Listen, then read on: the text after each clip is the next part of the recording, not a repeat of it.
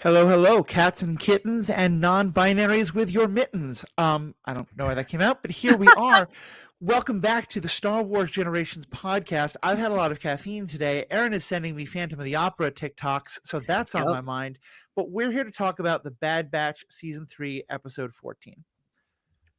Absolutely, yes. What do you think of this episode? Oh my god, crazy shit went down this episode. Also, I don't know if this was our theory. It was definitely your theory. And then also, whoever was in the chat last week suggested the Zillow Beast would be back, and here he fucking Yes. is. Here he fucking is, or she, or they. Doesn't matter. It But was the the Zillow chat Beast that hasn't first returned. suggested it. It didn't come to me, but I jumped on it.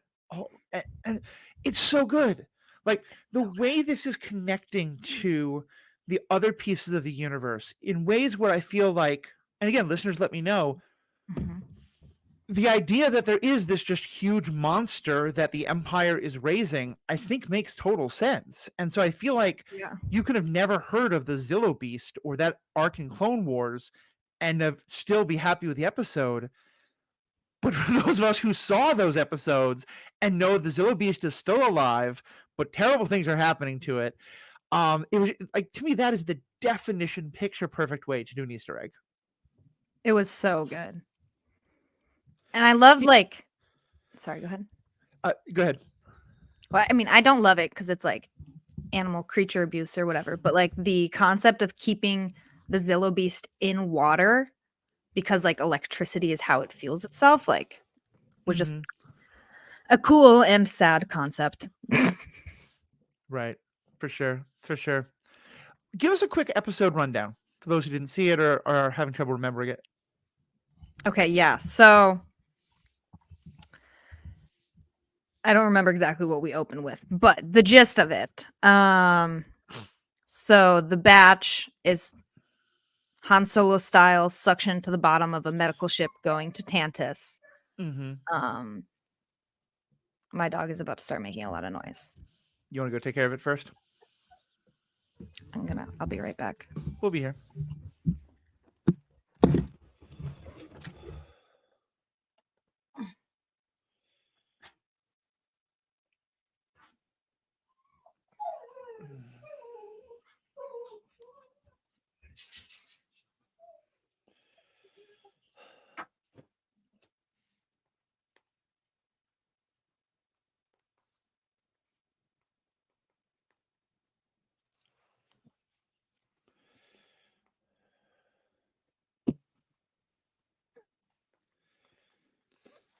All right, start that again. All right. So the episode kind of opens up and we see the Bad Batch. It has stolen an Imperial shuttle and they are suctioned to the bottom of a medical or a scientific transport, something like that, on its way to Tantus. So Echo is on the medical transport, espionage style, doing things from the inside. And then on the outside are Crosshair, Wrecker, Hunter, and former Admiral Rampart. So they get there, they detach. Immediately, Hemlock was expecting them because Scorch, who's a commando from the Republic Commandos video games and books, fun fact. But he's the main ARC trooper that we see here. Or, yeah, I guess technically just commando. I don't know. Government ranks. Anyways, so they kind of crash land on the planet as they're found out. And then they're trying to make it to the base on foot. We see Echo rolls up at the base. He's like, sweet, kind of sneaks his way out of there, steals a hand from a droid that he killed. So that's cool. Mm-hmm. Gives us the classic, thanks for a hand. Echo dad joke. Very appropriate. And then You would love it. Right. And then in other news, well, he meets up with Emery. Not meets up with, but happens to run into. And she like recognizes him and calls it out. It's like, Echo, that's your name, right? He's like, who the hell are you? So that's like an interesting little conversation they have. And he does quickly figure out who she is, and is very harsh with her in terms of like, you let Omega down, you have to fix this now. Yeah, totally. Because she's like, Omega said a lot about you. I'm Emery. And he was like, oh, she said a lot about you too. Yeah. Do this. Like, you're a clone. How could you be doing this and experimenting on other clones? And then he And she says, tries the like I was just following orders thing, and he is not yep. having it for good reason. Mm-hmm. I was doing my job. She's like, Yeah. he's like, all right, sure, whatever, lady. Where's Omega? And she says, in the vault, but you'll never get close to there without my help.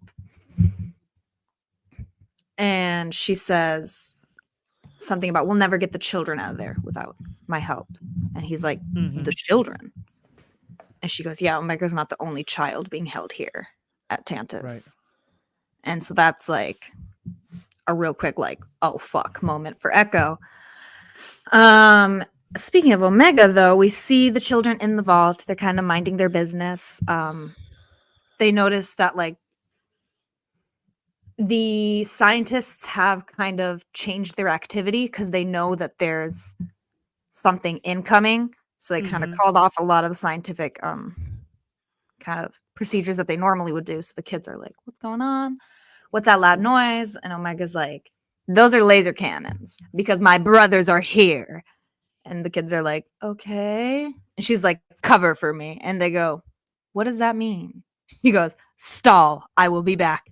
And then she crawls through the wall pipes where the droids transport their blood samples. And that's when she sees the Zillo Beast being zapped and experimented on. Mm-hmm. And she then Dr. I want to say like Spanner or something, like this other doctor comes in with a droid, and she's like the female doctor that's been butting heads with Emery over the last couple episodes. Right. Anyway, so she comes in to test all the kids, and they try to stall. Oh, I'm still hungry. That was cold as hell. This kid goes, I'm still hungry. She said, it'll pass. Yeah. Which, but it does not. It does not pass until you're about to die. That's when you That stop feeling hunger. is not how that works. Yeah. And she the whole time she never refers to them by name. It is always specimen and their number, and SP45. it is so clear that she has flipped that switch that just allows her to like not see these people as human or as sentient living beings, and it's Yeah. terrifying. Yeah, no, I don't fuck with her. Mm-hmm. Anyways, Omega makes it back just in time to be expected because she's a baddie. Yep. And then yeah, that's kind of the end of the episode. Omega goes, I saw something big, I think is what she says. And she says, and I have a plan to get out, but I'm going to need your help. Yeah. And then executive producer Dave Filoni, created by Dave Filoni. Yeah. No, it was so well done, and I like you kind of knew all along that the batch was not just going to rescue her while she's lying around helpless, that she's going to rescue herself, and the batch is probably going to be like, oh, you've already broken out. Okay, let's help you along. And the Yeah. idea that they're going to free the Zilla Beast, which, to be clear, and they have said, it basically is a huge Godzilla-looking monster. We only saw a small part of it in this, and it's very intentionally named the Zilla Beast. It is supposed to be, and the episode is very much kind of a tribute episode to the Gojira, as it said in Japanese, the Godzilla movies of old. Here's my thing, though. Do you think that's the original Zilla Beast, or do you think that's a clone? It could go either way, I guess. Right. I don't know. It would almost make me feel better if it's not the original one. Mm-hmm. But I mean, that would mean the original one is probably dead, but like, at least Right. it's not being tortured anymore. Like, Mm-hmm. part of me would feel a little better about it being a clone for that reason. But at the same time, then you just have the entire issue of clones of this is something was brought to existence for a purpose that is not of its own accord. And that's fucked Right. up also. So yeah, I don't really know which would be better. To me, I felt it was a clone. Mm-hmm. I didn't put really any higher thought into this, but that's just kind of the way I first observed and processed it. That was definitely my thought, and I do not remember that arc very well. It's been a number of years since I saw it. although we did do podcasts about it, if you go back into the archives when this was the Star Wars Universe podcast. But I do remember that Palpatine says specifically that one of the reasons why he wants the scientists to study the beast is that they're basically laser proof. Like they can't be Mhm, cut with lights, and even more so, they can't be hurt by lightsabers.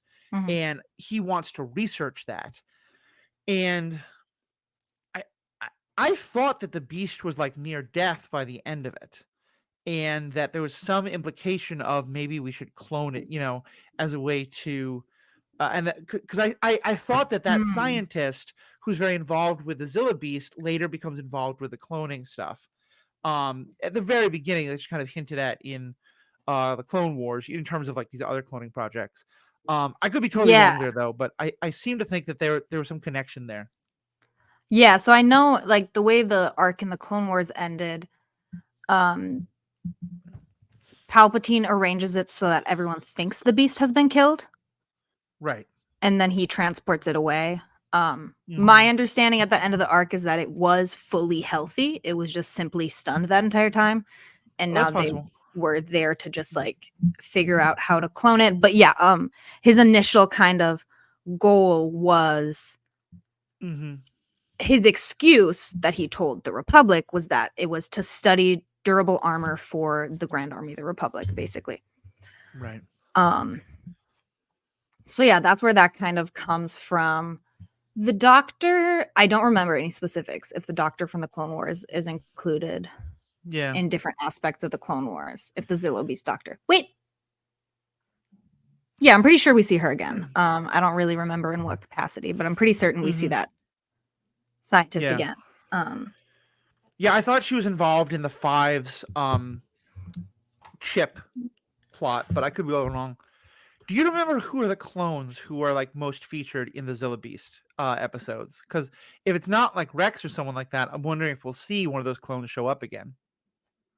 I mean, it was Rex and Cody, I believe. Was it? Okay. Okay. Yeah, maybe. Yeah, no, I think it was. Well, we Uh, do have Cody off somewhere, so Facts. all sorts of questions. Now, am I right? This is the final season that they've announced for the show, or is that gonna be? Have they not announced that? No, it is the final season, Okay, so we're which makes coming me up on want the to cry. final 2 episodes. How do you think they're gonna wrap all this up?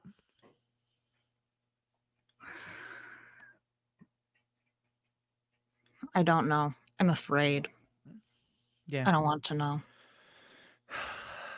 I I have to believe they know how successful and how important these characters and this part of the story is to people. Mhm. And we're getting the Acolyte, we're getting Tales of the Empire. I would be amazed if this is the last we saw of these characters. Um, Yeah. and it may well be that it's become because we still don't know like what happens to Rex in the period between this and when him and Wolf and Gregor wind up on a planet chasing those big animals. Yeah, Um, and we don't Rebels. kn- we don't know what happened to Cody. Um, we haven't seen like there still are a ton of clones in the Imperial Army. Yeah. Um, so it's going to be bittersweet whatever they do. I have some thoughts about how it might end that are probably going to, we've discussed before, but I, I have to believe we're going to continue to see, some element of this story going forward. And whether that's, I mean, oh, I just thought of this, but like how people have always talked about like a Ventress Ahsoka show, like as the like, Mhm. screwed up buddy cop would have been fun. Mhm. What if we get a Ventress Omega show? That would be a whole nother level Like of they brought attitude. they brought back Ventress. They did not in any way explain how she's back. I can't believe that's the only way they're going to use her. Yeah. Right? That could be fun. That would be a lot of fun. I don't know what they're going to do next cuz I agree with you that it's like they've put so much effort and time into this time period and like Mm-hmm. the building of everything with like Echo and Rex. I would also be pretty surprised if they just kind of move on and start diving into like the High Republic and the post-Empire period. I'd be super surprised if there wasn't anything else. And I almost wonder if maybe we're going to see animation follows that time trail more than live action does. That's certainly possible. Just because at this point, if you're telling stories that involve characters that have already been told before, right, it's easier to do that in animation than try to do, like bring back live action actors from the original prequels and do de-aging. Although they made it work for the Ahsoka show, right. But like, I feel like if you have a show about non-clones and Wolf and Rex or something like that, you can de-age Tamora Morrison perhaps. But as good an actor as I think Tamora Morrison is, and yes, if one actor can play multiple sides of himself, a show that's entirely built on Tamora Morrison talking to himself does not seem very sustainable. As well as the fact that like those are, in my head, those characters all have D. Bradley Baker's voice. So, and I think they've proven that Star Wars animation is really possible. So it is really popular. Darth Maul has come into the chat to say he will avenge us. I'm not sure who is avenging who, but I do believe in the Avengers. So I hope they use he further says, I hope they use Inquisitors or Darth Vader himself to face the Zillo Beast. It would be epic. That would be kind of awesome. Like as a way to like fucking sick. Show, because we now know, I mean, because this is with the Zillo Beast, we now know that like we are following the timeline of the Clone Wars as well. And yeah, like it could be a whole plot point, but also just imagine like most of the episode is the escape and all the Bad Batch stuff and their stuff. And we know that they leave with the Zillo Beast like running crazy around Mount Tantus. And then the final post-credit scene is, one of those people on the base being like, what are we going to do about this thing? And it opens and there's the Grand Inquisitor or Darth Vader saying like, we got this, don't worry. Oh, that's a great idea. If we just get, oh my God, my favorite is when they do like the POV. So you see like a ship door open and look out at the Imperial people and maybe there's like a red glow and just like the Vader breath. Oh yeah. That would go crazy. Well, because I would love to see, how did the Inquisitors get started? We saw some about them. I am curious about that, yeah. But the Obi-Wan stuff is set many years later. Maybe one of those kids, that is trying to help becomes the first Inquisitor. No. Not the Grand Inquisitor, but so we'll see. First. What else about this episode did you want to comment on or talk about? Jinkies.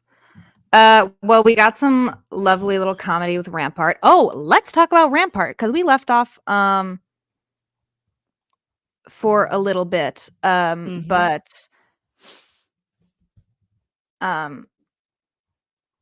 Rampart kind of got separated from the group as the Imperials were chasing down the Batch through the forest. Also, he woke up a big scary beast. So like, great job, Rampart. We're so proud of you. Not. But yeah, so we see him be found by the Imperials, but we don't see what's next. So we kind of end the episode with, we have our two characters that we were like unsure about, right? Emery and Rampart. Where are they going to go in these next few episodes here? So Emery seems to be leaning towards helping the Batch. We ended the episode with her saying to Echo, I can help you free these children, but you're going to have to trust me. And then we also have Rampart, who ended the episode being kind of captured by the Imperials. And it's interesting because he had some kind of like discourse with Crosshair this episode about Crosshair being like, or Rampart saying to Crosshair, this isn't like you. You were always only for yourself. You used to be a good soldier. You used to follow orders. And Crosshair was just like, that's not me anymore. Yeah, and he says she was there for me, which I think is really beautiful, especially because he knows that it's happening. It's not about that, like when I was at my best. It's that when he was at his worst, she was still there for him. And he feels he owes her now. And I just thought, yeah, I definitely teared up at that moment. Yeah. No, yeah, that was, I'm interested to see where that goes because we're getting a lot from Crosshair too. Like, can't remember. I think it was Rampart he was talking to. It might have been Mm-hmm. Record though, about like, oh, last time you were here, you broke out. Now, like, how do you feel being back, breaking in? Or no, that's what it was. Are you sure you're going in the right direction? Like, are you sure you know where the space is? Crosshair was Mm. like, yes, I'm sure. This is not a place you would forget. And it pans down and shows like he like took his right hand off of the handle of the gun and like kind of shook it because it was like shaking and tweaking, and then he like grabbed it again. Mm-hmm. So I hope we get in these next 2 episodes, because I believe they're both dropping next week. I hope that we get a little bit of knowledge on that. Yeah. Like, what is up with Crosshair's tremor? Mm-hmm. Does it have any sort of connection to the way that Hemlock holds his hand and has a glove on his right hand? I'm very curious about it. So I hope Yeah. we get some Well, insight and answers. especially because like this new doctor, the woman who's not Emery, her just utter detachment, and again, it's not malice. It's like it's not mwahaha, let's torture these kids. It's just Mhm, the way a scientist might look at a lab rat, you know? And mhm, there are clearly people who can do that, both with lab rats and with like, actual humans. mhm, And that's terrifying, but I know that it exists. But it is still hard to swallow, especially in that two people would do that so close to each other. And so I do wonder if maybe, yeah, there is some kind of thing that's happening to people like Hemlock that is, or maybe not to Hemlock, but to her. Well, I don't know. Like, what the Empire knows that it can do some kind of mind control stuff. So mhm. who knows? So Who knows? I'm very exciting curious stuff. to see. Yeah, I have so much to look forward to, but I feel like I don't have much to say about this episode because mostly it's just like give us the damn next episodes, you know? It's a lot of setup and a lot of getting the right people in the right places. And I like the way Yeah. we spread things out, like having, a little team Echo and Emery, having our little Mhm. team of the rest of the boys, our little team of Omega and the kids. Yeah. Um I like that kind of vibe I going like into it. the finale. I I really want them all to get together by the end of the episode. But I mean, early, like I would hope at least by the end of this is going to be a two-parter, at least by the end of the first episode. Yeah, no, I personally don't doubt that they will, but it's like I love to see a finale or a big problem taken on by a bunch of little teens that like meet up in the middle and then they take on the big bad together. Yeah, So that's kind of what I'm envisioning and hoping for this finale yeah. next week. I think that's possible. I think it's We'll possible. see. Well, listeners, as always, let us know what you think. Let us know what you think is coming in the next two episodes. If somehow you've gotten spoiled on it, please don't let us know. But we will be back. We're hoping to get a couple other guests lined up because this is going to be a big deal for the end of the Star Wars Generations run. We're also, of course, going to have Alex back, and we'll probably do a couple of look back episodes, both immediately afterwards and in the weeks to come. So please check all that out. Of course, all the feedback is just by looking on our website or our show notes, or if you just search for Star Wars Generations or Star Wars Generations podcast, TikTok, Instagram, Twitter, all those places, you're going to find us. So please check all Mhm. that out. Please think seriously about becoming a member. Our members get bonus content, which we're going to be back on the stories from a certain point of view and talking about a very well-known scene and why it is that a certain bar doesn't allow droids. We don't like their kind in here. Why is that? Members are about to find out. Become a member now, and you can find out too. All that's in the show notes on the website. Thank you all so much. We have spoken. Stay classy, Mount Tantus. Did Rampart make it? Right. Unfortunately, yes. That line was so good. That line was so So good. good. Mm-hmm.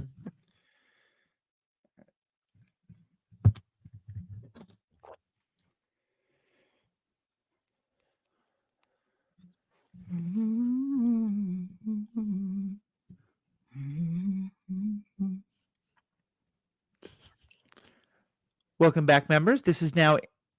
Welcome back, members. We're talking today about the next chapter in the From a Certain Point of View. And this one is called We Don't Serve Their Kind Here, Chuck Wendig. And if it is exactly about that line, it is a story about the bartender at the cantina who doesn't allow in C-3PO and R2-D2. And it's a beautiful story. It makes me once again feel guilty because it turns out that everybody who seems to be mean in the Star Wars stories has their own trauma. That's why they're doing these things. But let me just start by Chuck Wendig is a name that is just on the tip of my tongue, but I can't exactly place where I know that name. Do you know who that person is, or do I need to look it up? You look that up. I have not heard. Oh, while we're here, I meant to mention this in the main episode, but the scientist from the Zillo Beast is Sonver Bol, and we did not see her anywhere else. She's only been in those 2 episodes. Oh, cool. Okay.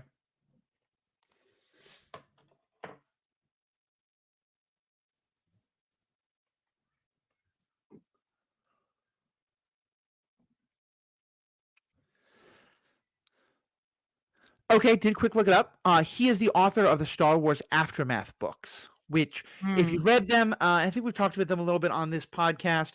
They're a trilogy of books that kind of explain what happens in the years following the Return of the Jedi and the final defeat of the Empire and the Battle of Jeddah that so often gets mentioned, and things like that. Not my favorite books, but I think they're good books and important in the overall story. And in those books, he introduced a character known as Cobb Vanth. So that's a cool thing. That's so cool. I didn't know that. Right? So let's talk about this story because just to give a quick summary, first of all, it mostly gives kind of like it's that particular day that Luke and Obi-Wan walk into his bar from his perspective. And he's kind of a grumpy, long-suffering guy who's stuck in this nowhere job. And clearly it's not going well for him. You know, it's the technology doesn't work. He never gets his shipments on time. He's got to pay protection money to Jabba and all that. And more than anything, he just still hates the droids, and he is annoyed that his droid detector isn't working. And so you're set up with this idea of like, okay, yeah, so this is just a guy prejudiced against droids for some reason, and maybe you'll find out why. I'm not going to like this guy by the end of the story, but it'll be fun to see his perspective. And they go along, and like all those little moments that you see in this, like he clearly just did a frame-by-frame analysis of that Cantina scene, because there's a moment where there's a guy at the bar, an alien of some kind, blowing smoke rings. He gets a whole backstory, and we find out what he's talking to the bartender about. We find out a little bit more about the Aqualish and the other guy who, we're wanted on 12 systems and all that. Ponda Baba. Ponda Baba, thank you. And then in the midst of it, like he mentioned something about droids, and they were taken to a flashback of him as a teenager being chased by droids during the Clone Wars and how clearly traumatic it is. And all of a sudden I'm like, oh my God. Like I never like when someone's trauma about a group like leans them to be prejudicial against members of that group later. But like this was the Clone Wars, everywhere his parents were killed, he was injured, and the Jedi saved him. And I don't know, for me, it just hit really powerfully. And I had a lot of sympathy of like, yeah, okay. If there's this one particular thing, and that also your understandings, they don't really have feelings, although maybe R2 and C-3PO do, but to your understanding, they don't. And like they're the source of all your childhood trauma. I can understand why you don't want them in your bar. I mean, it's the same thing with Mando. Like in the first season of The Mandalorian, same thing. He doesn't work with droids. He doesn't talk to droids. He doesn't want anything to do with droids. For a very similar trauma point of the Clone Wars, basically. But yeah, no, I really liked that little bit of backstory, and I liked how deeply it delved into, like you said, every little aspect and screenshot of the scene. And it's fun now that we've gone over this cantina scene so many different times through this book, like seeing how each character describes the other characters, like how he perceives Han and Greedo, and how he perceives Luke and Old Ben, and it's just and it's the fun modal to see. nodes, that music group we heard about, we did a story about them. He just references, oh yeah, the modal nodes, they'll be here, they're okay, but he can't take the Bith because they're weird. He's like, I don't like Bith, but they're fine. Yeah. And to me, there's also two things that it does that it made me so happy. One is the words, a single shot rang out and he turned to see Greedo dead and Han smiling. And I was like, yep, Mhm. once again, we're getting like, no, Lucas, you're wrong. Han shot first. And in even more of a kind of like wink and a nod to, yes, these movies are great, but they had some problems. I've seen a lot of people comment that a guy trying to threaten you by saying, I'm a wanted man, I have a bounty on me in 12 systems, in a room It's full so of bounty stupid. hunters is a dumb line. And so for him to specifically be like, he hears the guy saying it, and he rolls his eyes, and it's like, that's a really stupid thing to say when surrounded by bounty hunters. And so I was just Yeah. like, oh wow, you're even like critiquing the dialogue of the original. This is beautiful. No, I have the quote right here if you want. Yeah, he goes, "I don't like you either. Just watch yourself. We're wanted men. I have the death sentence on 12 systems." Wooher thought, who says that? Who announces that they're a God's blamed criminal with a death sentence? Might as well print your bounty number across your head and make yourself a target to every whack job with a debt to pay. Right? It's so good. Yeah, his He's inner monologue so is great. yeah. No, it's a fun character to get inside his head because he's just so no bullshit. Mhm. Um, And what I really like is that they show that, in the flashbacks, you come to real, because he talks about like these flashes of blue and green light that were protecting him from the lasers. And then you get the moment where the stormtroopers come in and talk to him. And, and like, I never really thought about it before, but yeah, like the stormtroopers don't seem to learn much information. And mhm. here he says that, like, yeah, he knew the Jedi saved him. He guesses Obi-Wan must be a Jedi of some kind. And so he just shrugs when the stormtroopers come in. And I thought that was just such another beautiful connection of like, here's why this happens. Yeah, that like general excerpt. He says, I don't know what happened here today. I know I kicked a couple of dirty droids out because you can't trust dirty droids. I know that there was a nasty character who told me his name was Rufu and his friend was Saki, but he was really somebody named Evazan and his friend was Pandababa. I know they messed with the wrong farm boy because that farm boy had a friend, a hermit, who up until now was just that, just a hermit. But I think he was more than a hermit. I think he was a Jedi of old. I thought they were dead and gone. The Jedi. They once saved my life, those Jedi. Saved me from a whole battalion of dirty droids, so I'm inclined to give this one a pass. And you should too. That's what he thought in his head he would say to the stormtroopers. He Mm-hmm. didn't say that, of course. No. He just Probably because, pointed at empty tables and said, I don't know where they went. yeah, which he probably does to protect his own ass, which is completely legitimate. Yep. But also, that would have made things much worse because now they know who they're Also, looking yes. for instead Yeah. of being like, oh, yeah, this random shooting probably has nothing to do with the droids you're looking Yeah. for, anything like that. So, Yeah. yeah, just a great little story. And it's funny, I It was a hadn't lot of even fun. made the Mando connection before, but now I Mhm. hope that somewhere, maybe like Windig will throw this into one of his books or something, like the way IG-88 becoming the nurse droid, like Mando was forced to trust him, and we saw that it did turn him around somewhat on droids to the point where Mhm. he could work with R6. Um, I'd love to see that for this bartender. I don't know where it would come, but Mhm. it'd be nice if he could have that kind of, or he just spends the rest of his life feeling this way, and like, Yeah. again, it's not the best by any means, but I can get where it's coming from. Yeah. No, it's funny the way that it ends. Is this what you just said? I don't think so. Yeah. But it just ends with like he says, "My whole life was changed the last time that I saw Jedi. Like my parents were gone, my world was destroyed, and I've been different ever since. I've been living different. And now that I've seen the Jedi again, maybe this is my time to make that change, to do something different, to have a place of my own, to have a person of my own." And then it says, maybe he could change his destiny. But would he? Yeah. And Crowd goes wild. to me, it's one of those like, it's such a nice way of highlighting what the Jedi could do at their height, or even just when it's just Obi-Wan, because Mhm. the Jedi provided hope to people. And, the Jedi saved this kid. And as part of that, 30 years later, just encountering the Jedi again, he's thinking about rechanging his life. And Yeah. everything in, it's been stated again and again, but the central idea of Star Wars is hope. And so just this wonderful reminder of how the Jedi helped to do that. I think it's one of my favorite stories we've had so far. Yeah, it was beautifully done. Mm-hmm. Sounds good. Well, thank you as always for being a part of this. Thank you to all of our guests. You are fantastic. We have spoken.